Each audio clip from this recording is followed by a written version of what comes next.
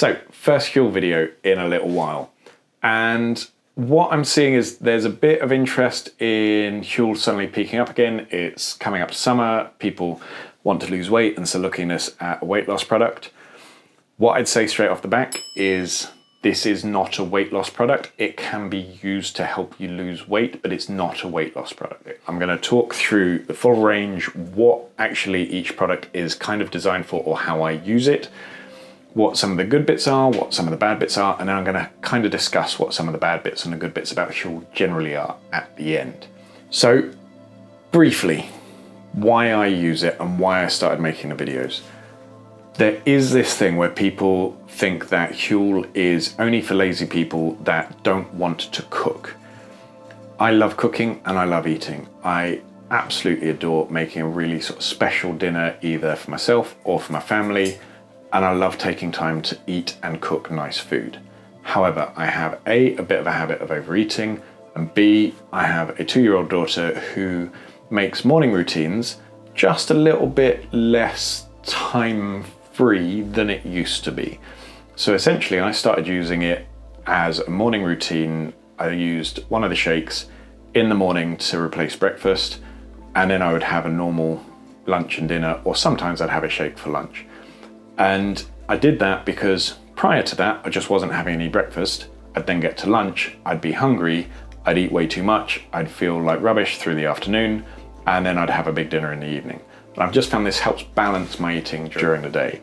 It means I eat slightly less, which means I have lost weight. And I also know that if I want to really lose weight properly, I can really sort of focus on, okay, I'm only gonna have the 2 shakes in a day and then a normal healthy balanced dinner. But at the moment, I'm feeling okay about my weight. So it's, yeah, I'm using it to kind of maintain rather than lose at the moment. I found there were a lot of videos that had one of 2 points of view, and all of them were using Huel as their exclusively only source of food for, say, 2 weeks, 4 weeks, whatever it may be. And either the view was, this is amazing and I'm going to use this all the time and why would anyone ever want food again? Or, this is awful, why would you want to replace food? Food is amazing and why would you ever replace food with eating this all the time? My feeling was, there's a middle ground. There is a middle way. We can eat it some of the time and use it usefully to replace food selectively, but actually, eat healthy food if you want to. It's great, it's lovely, and it works together. There's no need for exclusion. So it started with Huel powder, which basically they now sell in their white bags. They're now up to version 3.0. They've gradually refined the recipe as they've gone on. And this was where it started. It's roughly the same stuff that's also in their pre-mixed shakes. They also do a gluten-free version of the powder, and they do a professional version of the powder. I'm not entirely sure. I haven't ever tried the professional version of the powder. I think, if I remember rightly from doing some reading, it just has a more carefully structured set of macros. So if you are really carefully looking at your diet, if you are professional in your diet maintenance, then essentially that's for you. All of the products, as far as I'm aware, are vegan. So they're not all gluten-free, but they are all vegan. So the original powder comes in a variety of flavors. They do unflavored and unsweetened. They do original, and then they do about 6 other flavors. Depending on where you are in the world, you may get access to different flavors. The original is just very oaty. And they all have, so it's one of these things that you will see if you watch my other Huel videos, see that I often refer to the Huel flavor, and it is this strongly oaty, slightly bitter flavor that comes through almost every product they do. It just depends how much flavoring they put in as to whether it masks it. It's not a bad flavor, but it is a very distinct flavor, and so some people try it and decide this isn't for them, and that's fine. It may not be for you. It's not a bad flavor, it's just a very distinct flavor. So the original and the unflavored and unsweetened, I think those are specifically, you can add other flavors into them. My one worry with that is the most common way that you'd add in other flavors would be through adding fruit or nut butters or chocolate or coffee, and all of them, other than coffee, will add in extra calories. So if you are watching the calories, it's something you need to be aware of. Out of the other flavors, I'm really enjoying cinnamon swirl at the moment is the one that I'm having for breakfast, and it's gorgeous. It's quite a strong cinnamon flavor, and so it hides that Huel flavor. Banana's quite nice, salted caramel is quite nice. Chocolate, in order to mask the OT flavor, they've added in quite a lot of stevia, and it just has that slightly chemically stevia-y flavor. So try the flavors, see what you think. They do a flavor additive thing where you can kind of buy a selection pack of sample flavor powders that you can just add to it. I think on one hand, that's a good idea because it means you can just buy one single flavor and add to it. On the other hand, it just adds in extra steps. And if the whole thing about this is quick and easy and straightforward, why are we adding in extra steps? The texture of the original is a little bit gritty, little bit grainy, little bit powdery, but it's a relatively smooth shake, but don't expect super smooth milkshake. You can add more water and make it runnier, you can add less water and make it thicker, you can put it in a blender to make it smoother, but the best possible texture is actually the premixes, and that's where the premixes stand out. A, they're good to grab and go because you can often see them in supermarkets. B, it's just even quicker and even easier. I have bought them in the past. It's super quick, it's super easy, but they are expensive. They're more expensive than the regular shakes per meal, and they take up more space. So it's kind of you do you. Decide which is going to work best for you. We then move on to the black powder, and the black powder is their athletes range. So basically white normal people, black for athletes. But actually I think everybody can use, well, everybody can use both, but in my head, everybody can use both. It just depends on what you want. So in the white powder, you have 400 calories per meal, and it's 30 grams of protein per meal. Same meal, shake, meal replacement, call it what you will. That's, yeah, 400 calories, 30 grams of protein. In the black powder, it's still 400 calories, but it's lower carbs, higher protein. So it's 50% less carbs, it's 40 grams of protein. So it's, yeah, less carb heavy, more protein heavy. Again, they do a similar range of flavors. I would say that the texture is a little bit smoother, simply because it's that higher protein, lower carb mix. The flavors are, there's very similar range of flavors. Again, it depends what you're going for. It just depends whether you want a higher carb or higher protein diet. Then you get onto the hot and savory, and hot and savory does what it says on the tin. It's really simple. It's hot and savory Huel.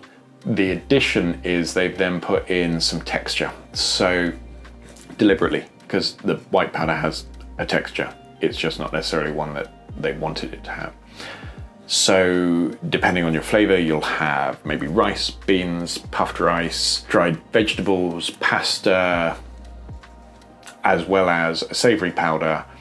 And yeah, they're good. They started with sort of more sloppy options. Sloppy is not a good word, but I think it's probably the most apt word. So there was a tomato and herb, Mexican chili, a couple of curries, sweet and sour. Sweet and sour is not great. And a Thai green curry. Those were really nice options. I really like Mexican chili and the Thai green curry. Those I would say were my favorites. Out of the original batch, they have a bit more texture than the original shakes. They're also obviously hot and savory. Literally a powder that you pour hot water onto boiling water and wait a few minutes and it rehydrates. And it's very simple. They give you a small pot when you order your first order, you get a small pot with it. And what I tend to do, I use it a couple of times a week. I put my powder in it before I leave for work, and then when I get to work, I can just pour boiling water on it and it's fine. You can also make it in the microwave, or you can make it on the stove, but I don't know how much difference that really makes. I've heard people tell me that it really improves the texture. I haven't tried it, so I can't tell you how I've found it, but I have heard that it improves the texture. They then came out with the pasta versions, and that has more substance to it. It does feel more like you're eating a meal. Psychologically, there is something about the fact that It's not just a thicker liquid, it is actually something sort of more substantial. All of these are 400 calories. If you use 2 scoops, you can use more, you can use less, and I think they're all about 30 grams of protein as well.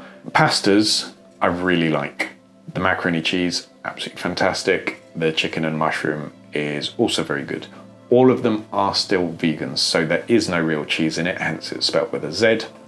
And chicken has no E in it, so it is vegan chicken flavour. Yeah, I would say they're quite a useful option for lunch. I think they're quite a useful option for hiking, because actually you can just take the powders up. You could essentially take one pot with a few doses of powder and it would work really well with a camping stove as a small, compact, easily portable meal. You could take more to be able to get more calories on board, however you wanted to do it.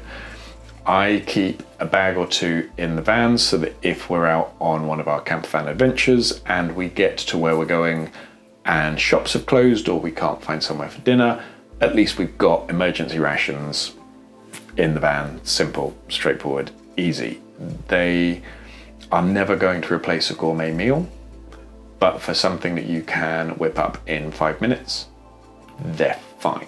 They're absolutely great for 5 minutes. They are essentially a posh pot noodle stroke cup of soup, but at least they're nutritionally balanced. Then we get on to the last of the kind of powder-based options, which is the protein powder. Now, this is the one that I have bought, but I'm not quite sure where it fits in for me.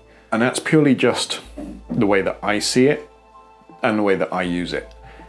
I would say it is just a standard protein powder, or relatively standard protein powder.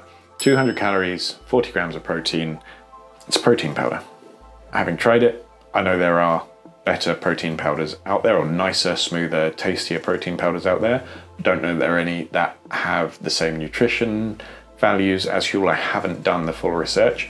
If you are already in the Huel ecosystem, then it makes a lot of sense. You can often tack a pack onto another order of Huel stuff at a discounted rate, so that makes sense.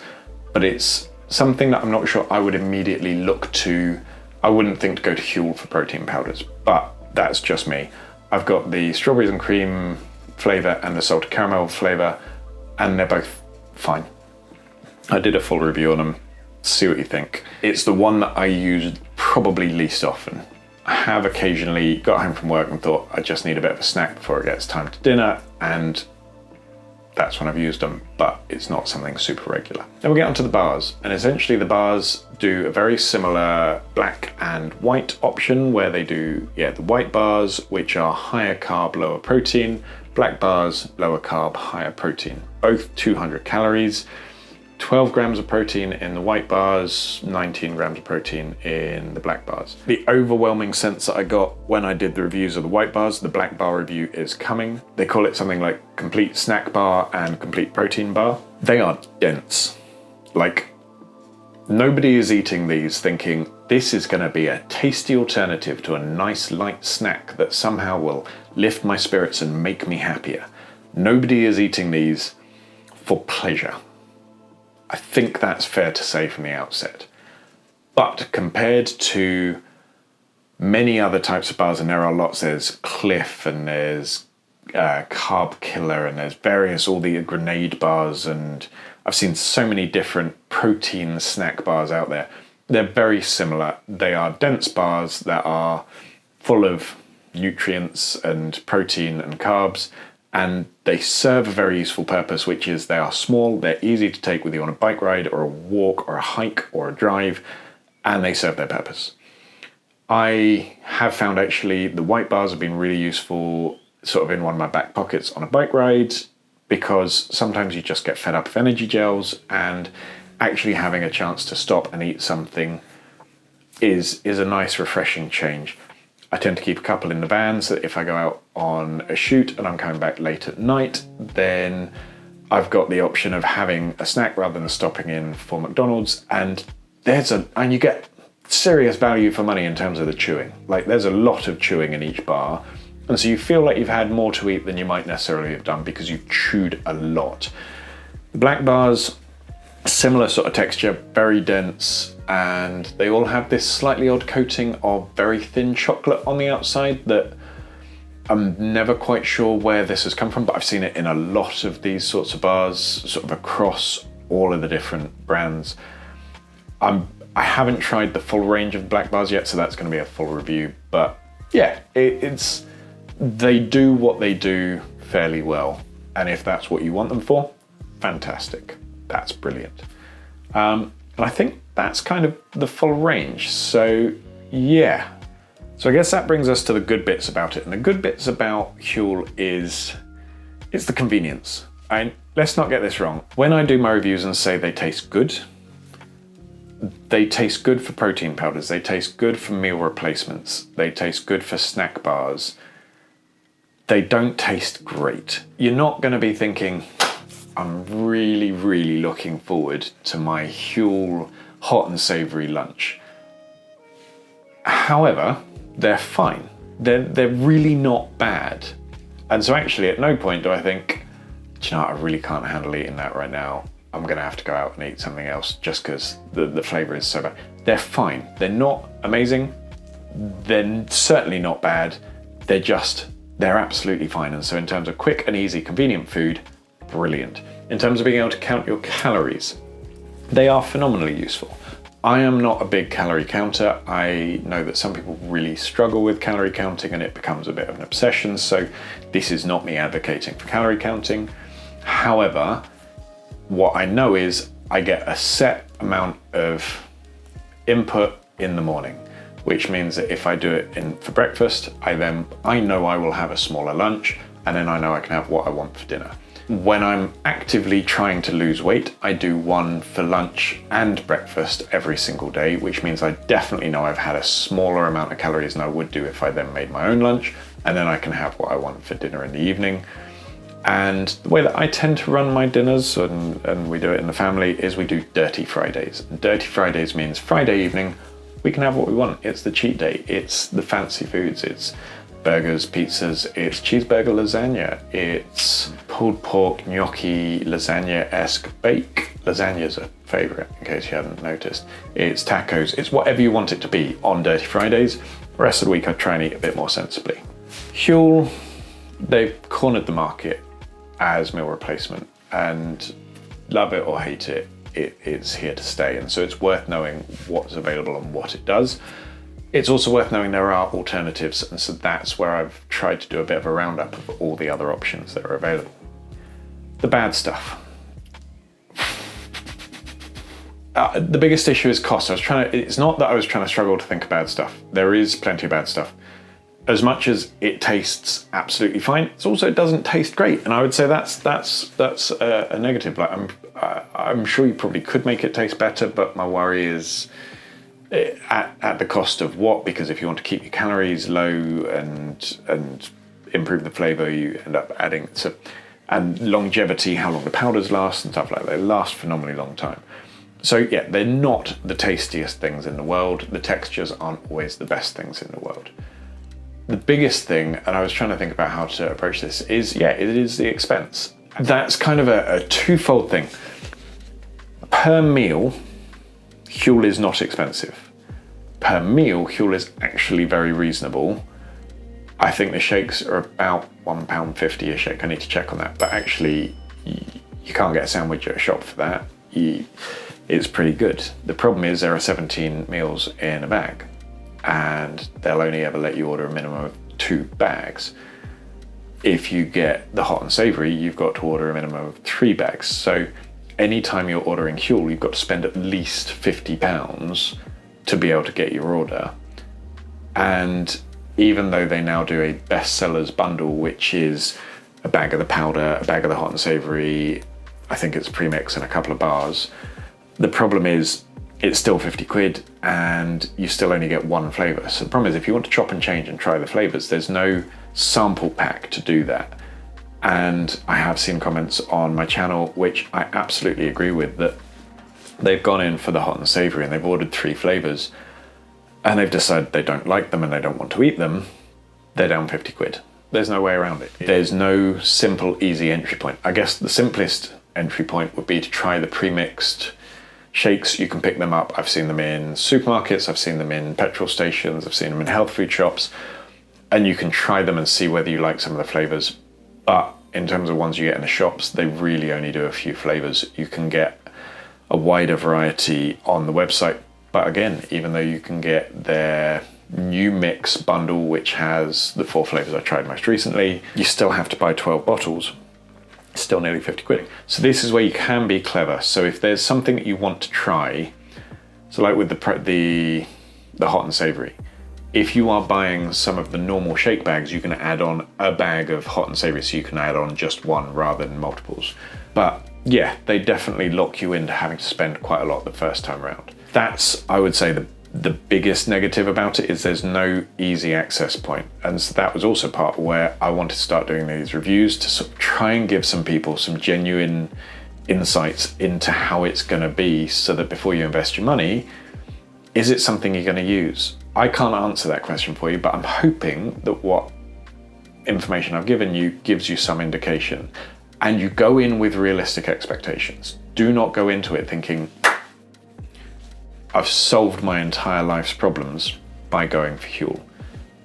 And you haven't. Your life's problems might be extensive, I don't know what they are, but Huel, if Huel is the answer to all your life's problems, yeah, I don't know what problems that would be. But anyway, it may be. So I hope that's answered any of your questions around the Huel ecosystem. If you've got any questions, if you want to ask anything, if you've got any suggestions for other ones I should try, let me know. I want to try the bolognese pasta. That will review on that one will be coming up, and the full review on the black bars will be coming up at some point. Turns out, being a father to a toddler takes away a little bit of time for videoing. I'm sure it will increase again as life gets a little bit calmer. But thank you very much for watching. If you made it to the end, I'm impressed, because that was a lot of info. And otherwise, thank you very much. Bye-bye.